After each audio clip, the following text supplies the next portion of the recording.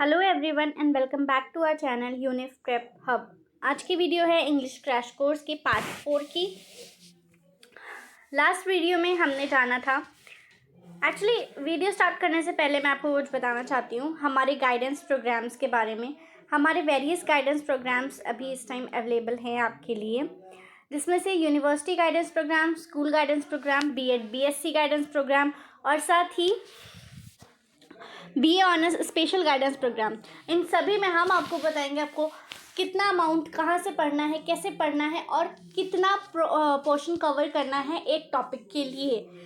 और साथ ही बीए ऑनर्स जो स्पेशल गाइडेंस प्रोग्राम है उसमें आपको मिलेंगे पर्सनलाइज नोट्स जो कि आपके एंट्रेंस सिलेबस पे बेस्ड है। ये प्रोग्राम जो जामिया और एएमयू दोनों के लिए अवेलेबल है, क्योंकि दोनों का सिलेबस ऑलमोस्ट के बिल्कुल ही सिमिलर है, वैसे ही क्वेश्चंस आते हैं। और अगर इसकी बात करें कि इंग्लिश क्रैश कोर्स ये भी बीए ऑनर्स के लिए, जामिया और एएमयू दोनों के लिए है। और अगर आपको इसके पीडीएफ्स चाहिए तो आप टेलीग्राम पे हमारा चैनल ज्वाइन कर सकते हैं, वहाँ पे इसके पीडीएफ्स रेगुलरली पोस्ट होते हैं। अब तक के हमने प्रपोजिशंस में काफ़ी प्रपोजिशंस कवर कर लिए हैं और आज हमारी इसमें आता है अप टू टिल बाय। अच्छा, अब मैंने अप टू के बाद स्लैश क्यों लगाया है ये ज़रा जानने की कोशिश करते हैं, क्योंकि अप टू और टिल दोनों यूज़ हो सकता है, सेम ही मतलब होता है और बाय अलग है, तो इसलिए मैंने यहाँ पे बीच में स्लैश लगाया। अब तक हम पढ़ चुके हैं सिंस, फॉर, फ्रॉम जो कोई टाइम को डिनोट करता है, इन और आफ्टर अगेन टाइम को टेंसेस डिनोट करता है, इन विद इन फिर टेंस डिनोट करता है, in into rest and motion में आता है, ऑन अपॉन, बाय, विद और एट इन। अब तक ही हम ये 7 प्रपोजिशंस को पढ़ चुके हैं। अगर आप ये वीडियोस देखना चाहते हैं पिछले प्रपोजिशंस की तो आपको हमारे चैनल पे मिल जाएंगी। अब let's start with the new one, up to, till and by. Till, till means up to या अप टू मीन्स टिल, ठीक है। नॉट अर्लियर देन, यानी कि टिल तब तक बोला जाएगा कि आप इससे पहले तो नहीं हो सकता पॉसिबल। जैसे कि for example, I shall wait for you till 9 PM। I shall wait for you till 9 PM। बस मैं टिल 9 PM तक तुम्हारा वेट करूँगी, ठीक है। I shall wait for you up to 4 PM। यहाँ पे मैंने टिल का और अप टू का दोनों का एक ही एग्जाम्पल दिया है और उसको ब्रैकेट में टिल को अप टू कर दिया है, दैट्स इट। अब अप टू और टिल या टिल को समझने के लिए आपको बाय को समझना पड़ेगा। बाय है, by means not later than. If you do not turn up by 6 PM I shall leave the place. अब यहाँ पे 9 PM ये थोड़ा अलग टोन लग रहा है। If you do not turn up by 6 PM I shall leave the place, यानी कि 6 बजे तक अगर तुम मेरे से मिलने नहीं आए तो मैं ये जगह छोड़कर चली जाऊँगी, मतलब मैं यहाँ से चली जाऊँगी। So it's more like in the anguish और एन ऑर्डर टाइप। तो मतलब ये लास्ट बाउंड्री लाइन है आपकी 6 PM, but I shall wait for you till 9 PM ये बाउंड्री लाइन नहीं है, ये एक्सीड कर सकती है, मतलब मैं इतना तो वेट करूँगी ही करूँगी, ठीक है। ये अप टू का मतलब होता है मैं इतना वेट तो करूँगी ही करूँगी। और बाई का मतलब इसके बाद तो बिल्कुल वेट नहीं होगा, एंड, ऐसा डिफरेंस समझते हैं इसका। नेक्स्ट इज बिफोर और फोर। अब बिफोर और फोर यानी कि के पूर्व या के पहले, इन दोनों का एक ही मतलब है, बट फिर भी ये अलग अलग सेंटेंसेस के लिए यूज़ होते हैं। Before is use to denote a point of time, एक पॉइंट बताता है, पॉइंट ऑफ टाइम यानी कि एक particular point. I shall not reach home before 6 o'clock।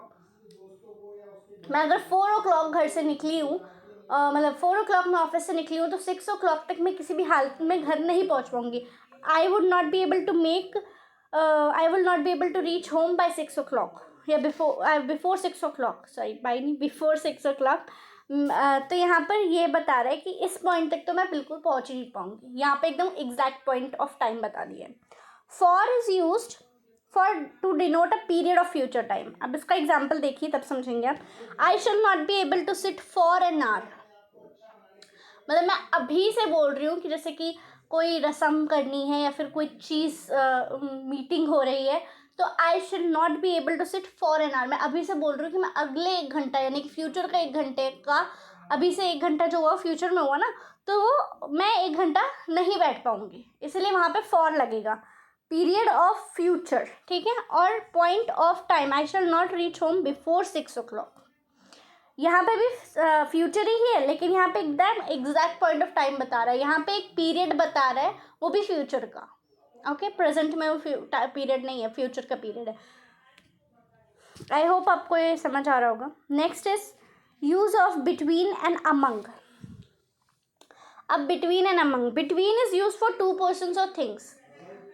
Between जो है वो 2 चीज़ों या 2 इंसानों के बीच में होता है। Once a dispute arose between the 2 brothers, 2 है ना ब्रदर्स, तो उनके बिटवीन हो गया, ठीक है।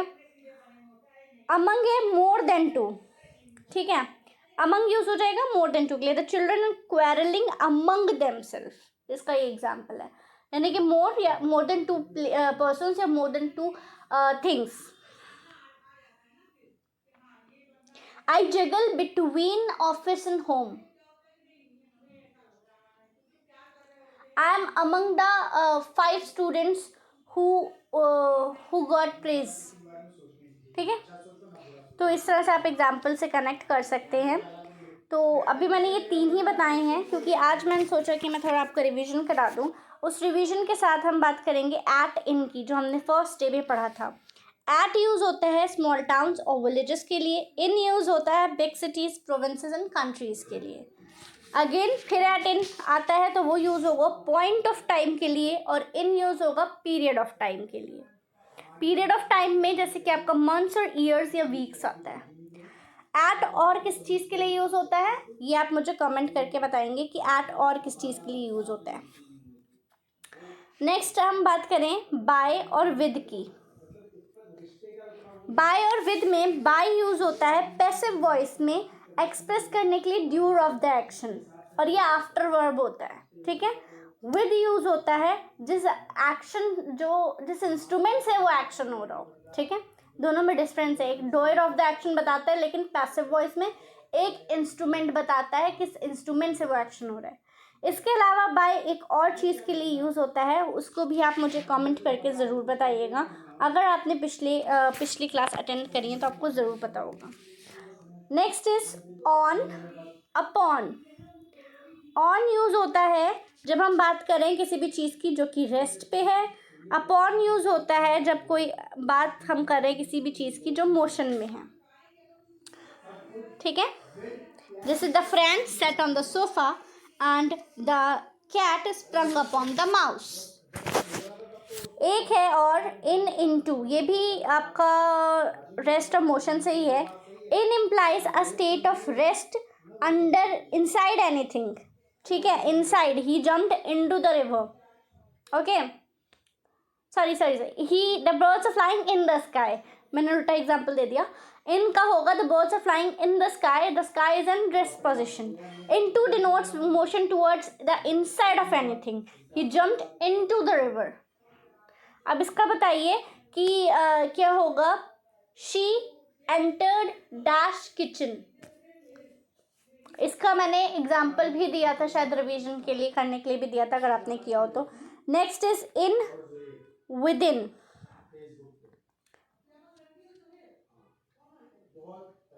इन implies at the end of some future period. I shall return in a month, ठीक है।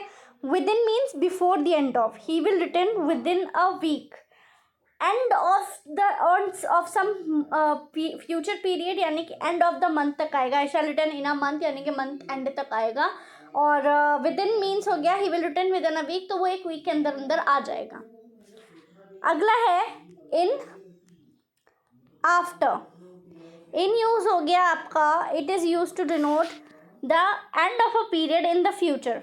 एक एंड लग रहा है पीरियड पे फ्यूचर में, जैसे कि he will come in a month, ठीक है। आफ्टर यूज हो रहा है ही केम आफ्टर अ मंथ, ये पास्ट के लिए यूज होता है, पीरियड इन द पास्ट। यहाँ पे थोड़ा डिफरेंस है। इन जो पहला वाला इन विद इन वाला था ना, इन वही है, बस आफ्टर के लिए लगाया है, आफ्टर को समझाने के लिए कि आफ्टर पास्ट के लिए हो रहा है, इन फ्यूचर के लिए हो रहा है। और इन विद इन वाला इन आफ्टर सेम ही है, मतलब आफ्टर के लिए आप सब समझिए कि आफ्टर होता है पास्ट के लिए, बाकी इन जो है इसका वो इन विद इन वाला ही इन है, सेम यूज़ होता है। फॉर एग्जाम्पल मैं आपको बता दूँ, he will come in a month, और पहले भी था I shall return in a month. Okay, since for from की बात करें तो since is use to direct a point of time in the past. Since use होता है पास्ट डिनोट करने के लिए, जैसे he has been playing since 10 years, right. For use होता है यहाँ डिनोट करने के लिए प्रेजेंट पास्ट फ्यूचर किसी भी पीरियड का, ठीक है। किसी भी टेंस में कोई भी टाइम ऑफ पीरियड हो सकता है। फ्रॉम यूज होता है point of time but is preceded by a verb in any tense. किसी भी पॉइंट ऑफ टाइम के लिए होगा बट उससे पहले एक वर्ब लगना चाहिए जो कि किसी भी टेंस में हो। जैसे it rained from morning till evening, ठीक है। तो अभी मैं एक एग्जांपल देना चाहूँगी, मैंने कहीं पढ़ा था फ्रीडम ऑफ करप्शन। ये फ्रीडम ऑफ करप्शन को हिंदी में कहेंगे भ्रष्टाचार से मुक्ति, तो वो ट्रांसलेट करने में हो गया freedom of corruption, but it was freedom from corruption, from corruption, ठीक है। तो ये देख लीजिए ऑफ और फ्रॉम या फॉर का कितना डिफरेंस क्रिएट हो जाता है, आपके खुद के सेंटेंस को एकदम बदल देता है। फ्रीडम ऑफ करप्शन यानी कि भ्रष्टाचार करने की आज़ादी है, बट एक्चुअली में इसका मीनिंग हिंदी में है भ्रष्टाचार से मुक्ति। तो से के लिए तो फ्रॉम लगता है ना। अब रिवीजन की बात कर ले तो first is Michigan is situated dash lake Michigan and lake Huron. Michigan एक जगह है, वो दो लेक के बीच में है, ठीक है। यहाँ पे क्या प्रपोजिशन लगेगा। Second is no it will not begin until 9। यहाँ पे अंटिल भी यूज होता है, टिल की जगह टिल 9 भी यूज कर सकते थे, up to 9। So do not arrive dash that time, ठीक है। Next is third, I should like to read that book dash Ernest Hemingway. ये बुक इस ऑथर ने लिखी है। These oranges are sold dash the dozen. Next is I waited dash 9 p.m. and then I went home. I have not met him dash Friday.